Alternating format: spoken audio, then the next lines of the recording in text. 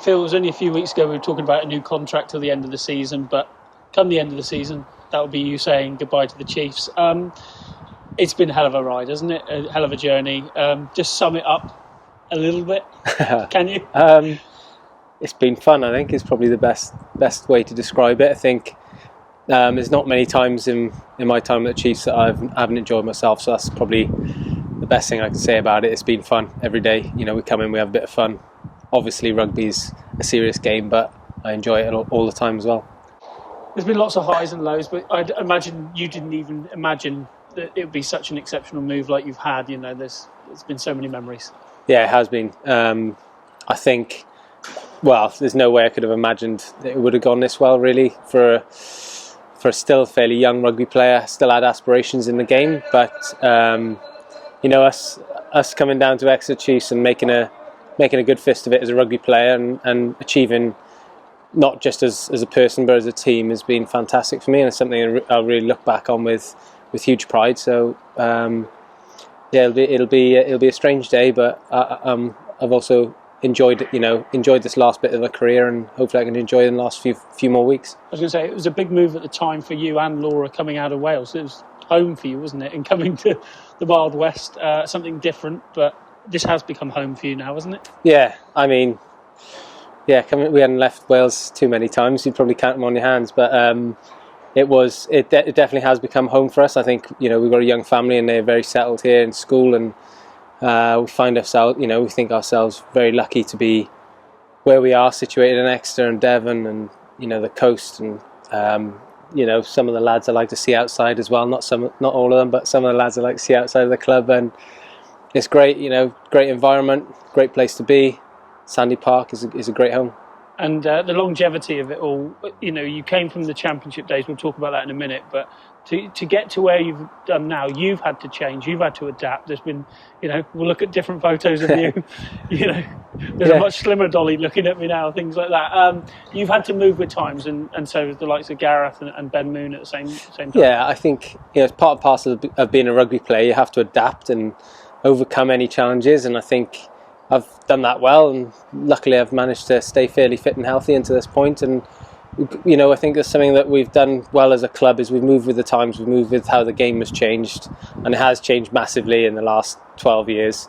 And thankfully we've, you know, progressed through that period as well, and we've got better. And I feel like I've got better as an individual since I moved down here, and as a rugby player and as a person as well. So it's been a great experience. You knew you were joining an ambitious club. That night, the championship will live long in the memory, I'm sure. But since then, so many good days. The LV Cup win, the 2017 Premiership final. You score in that one. That was some day. Yeah, there's been some fantastic highlights. I think scoring at Twickenham in the win was, you know, is really, really high up there, and loved every minute of that. You know, it's a real, I don't know, it's one of those things that probably won't really sink in until I'm a lot more grey and a bit more older, that, you know, we went there and when we did that, and I was, you know, part of that, and really take pride in that as well. I think, you know, the things that this club has achieved has been beyond measure, really, for the timescale we've achieved them in, and it's still really exciting to see where it's going to go. I think I'll always enjoy watching the Chiefs and try and be here as much as I can. You know, maybe I'll get a season ticket, maybe I'll get a preferential rate, but you never know. You know, it's a great place to play, and I look forward to coming back and watching here as well. That 2017 year, like I say, the title win was the high point. The low point was the following day when you were due to be on a plane with Wales and hopefully winning a first cap. But it's been one of those bugbears, I'd imagine. Yeah, that's a bit of a sore point, I think. Hanging around, not fully joining in the celebrations for the final, waiting to hear back whether or not my knee was, you know, there's a slight chance it might be okay to get on the flight out to, you know, New Zealand and Samoa and Tonga. But I still wouldn't change it. I think it was still a great experience. It's a great learning experience for me as a person, and as a rugby player. That made me a bit stronger, I think, for the next years. And you know, it makes you appreciate what you have. And I think I was so lucky to be starting in that game, score a try, and for us to win. You know, I wouldn't change that. I'd get injured every time. People talk about the culture here, and any club, wherever you play, whatever sport it is, they'll say we have a great culture and we build something special. You've been in something special here. You can't replicate this anywhere else, and you had to, you've been one of the leading figures of it over time, especially more recent years. You're one of the fatherly figures that passes the baton on now to this next group. I think so. I think my general views on it is, I think you'll get found out quite quickly in rugby if you're not a good guy and you're not adding to the environment and the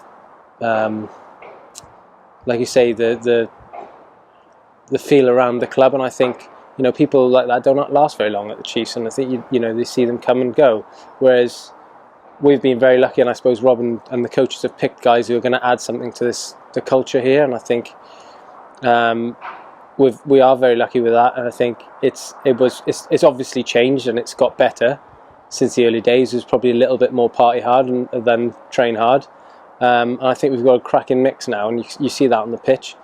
But we can't go away from the culture and the camaraderie we've got as a group of rugby players, because that is really what binds us, and I think we have been very lucky that we've done that so well off the pitch. You've played with some fantastic players here over the years, but when you look at this current group going into these last 9-10 weeks of your Chiefs career, it's some group now, isn't it? And probably the strongest one you've probably been involved with.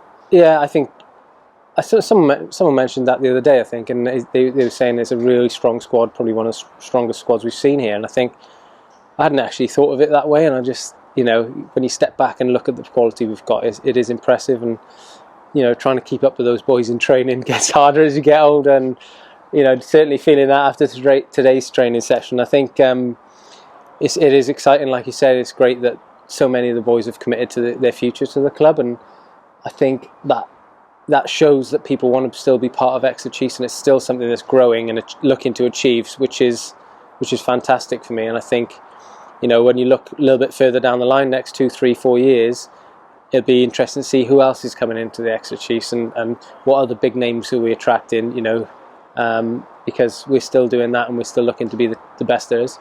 There's hopefully 9, 10, 11, 12 weeks left of the season. What would be the perfect way to sign off now? It's tough, I think. Just, I think for me, setting my sights on getting a Premiership game in, I think in those times. I know it's, there are only Premiership and European games left, but that's got to be a target for me, just getting in the starting side, and if I can't, then doing my best bit on the training pitch. I think trying to push Hoggy and the rest of the back three, and making sure that they're on their best, and if they're not, or if they're maybe picking up a knock here and there, but I'm ready to then step in if needed. And I think I've still got a bit of confidence in myself and my abilities that I can add to the team when I get on there, and hopefully I can. But we've put a few weeks of hard training in. There's still a few more weeks of hard training to go, so I've got to make sure I'm there and doing that bit first. We're just over a week away from starting back on restart. It's going to be weird coming back to an empty Sandy Park Stadium, but you've known from your own testimonial games, from playing here many, many, many times. It's a hell of a place to play rugby, isn't it? It is. Even without crowds, it's still a good track. Nice big pitch, good surface. So there's not a lot to complain about in that. Ideally there'd be some fans here, and it'd be great if we could get that. But it is crazy time. So we've got to make the best of this situation. I think we've got to create that environment ourselves.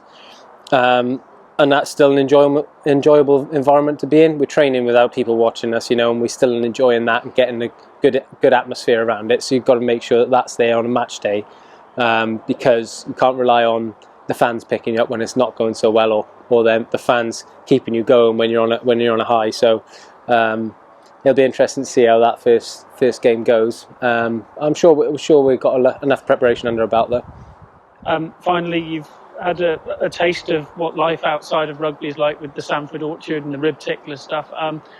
You've got to find a job now, Dolly. I know. I'm going to do the sales pitch now. Dolly wants a job, but yeah. What's it going to be like not being a rugby player anymore? And are you relishing the next chapter of your life?